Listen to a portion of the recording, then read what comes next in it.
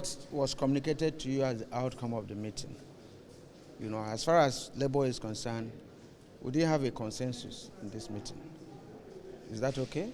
Are you still going to stand on the fact that they should actually go back to status quo? That's the principle of negotiation. You don't put the partner, ask him to negotiate under gunpoint. What are the prayers of the NLC?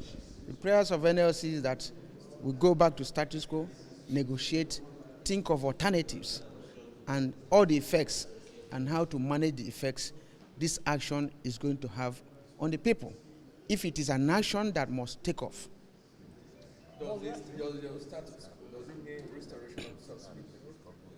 Well, the subsidy provision has been made up to the end of June.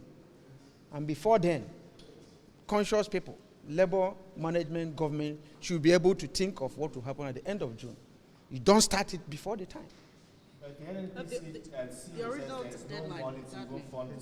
So why did they make provision up to end of June? No, the original Who's deadline lying? was February 17th. So why is it up to now? That was at the discretion of the last administration. Fine. The last administration made it up to end of June. Why can't we respect the sanctity of even that law that provided for that expenditure up to the end of June? Okay, but is the NLC considerate with the federal government when they say that there's no fund, they can't fund all of this, they can't raise money to fund the subsidy? What is the purpose of governance?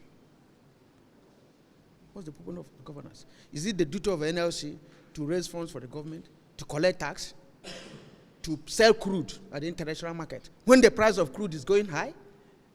And the government that is a major exporter of a crude product is telling him there's no money.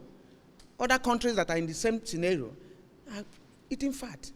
Mr. President, do you think it's realistic to continue payment of subsidy? Why do you keep on hammering on subsidy? What do you understand by subsidy? Has anybody explained to you the meaning of subsidy? What did they say is subsidy? Is there any country, even in the US, there's subsidy on wheat products?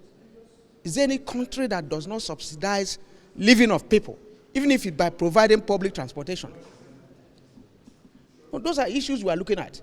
If you're a major, producer of crude, and you refine abroad, you carry the crude abroad and refine and bring it, definitely there will be difference in the price, and that's what they are paying. If your fathers establish a refinery, and that refinery dies in your hands, and you are now refining abroad, you ask yourself some questions. We have refineries, Kaduna, Warri, Sapele, Port Harcourt. Why are they not functioning? That we have to go and refine abroad. The transportation money, the refining cost at international price or rate, and we bring it back here. And the same government pays the difference in cost of what it is here and what it's internationally. That's the subsidy they are telling you about.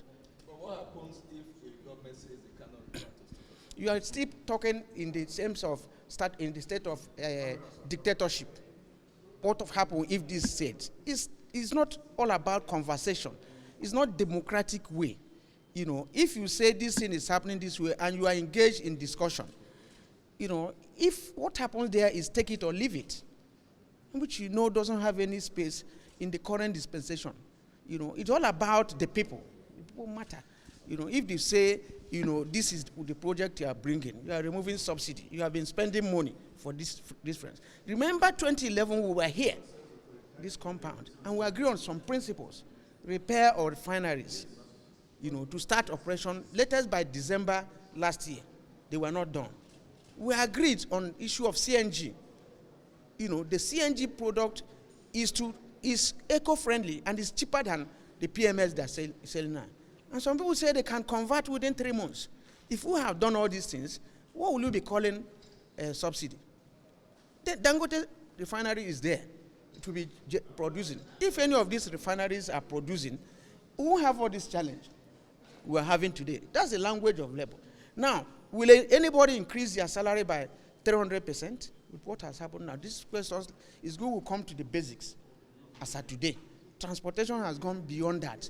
I don't know what they're paying you, but you cannot, it's not enough for your transportation. That's what we are saying. It's not because there is any dogma on subsidy. No, but we should converse in a free environment and atmosphere and arrive. If we agree for a meeting by 2 today, and in the morning, you come out with price modulation, how can you fix price in a deregulated market? If you are talking of deregulation in the classical sense of it, it has to be determined by market forces. What I buy, I sell. But by the time you now dictate the prices, this amount. Now what is happening? Is that deregulation? But that was just NNPC's price. They didn't dictate to other independent marketers. So which other are the marketers?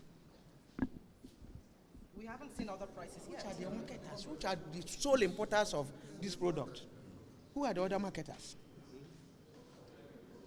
So my colleague will have a lot to tell you guys. You don't sound optimistic about this meeting that is going to continue in a few hours. Yes, if you listen to the president during the inauguration at Eagle Square, he said that one of the hallmark of this administration is going to be dialogue, is going to be consultation, and that that this will be the hallmark, that they are not going to lord it over us, trying to paraphrase what he said, and not to be a dictator. So if you read it, it is clearly written there. And what has happened in terms of, as of today, has not shown what was written in his address. So all we've said before now was that, just as alluded to by my colleague as well, was that we ought to have sat down and have this conversation. At times it's difficult, before anything could have happened. We have been open to conversations. We started it in 2021, and somewhat part of 2022. But at the end of the day, they told us that they were not removing subsidy. So there was no conversation whatsoever. So for over a year, there wasn't formal engagements and formal meetings. And because there were informal engagements and meetings, that is why we found ourselves here today. If we had met before now, we could have proposed a lot of things. Just as the CNG has said, we have experts in our midst who could have profiled some solutions on even the CNG, how it could be done faster, what are the things that could be done. Because our own is, how do we protect the Nigerian workforce? So it is not about grandstanding, it is not, but it's just about how do we protect the workforce. So for us, clearly, we have stated in the meeting today that let's status quo ante remain, why we go back, have conversations with our principals, because the workers are clearly our principals. So we'll go back and have conversations with them. Then after the conversation, then we'll reconvene again and have some further discussion. But we hope that they as well will reverse back to status quo ante. Well, you were speaking with the federal government on the 800 million palliative. What was the conclusion about? So there is nothing that has been concluded. That is why we are reconvening. So there was nothing that was concluded. So that is why we will reconvene again. So we'll still stand by fuel at the rate of 537. Status quo ante. So when you Google it, you get the meaning clearly. So Okay. thank you.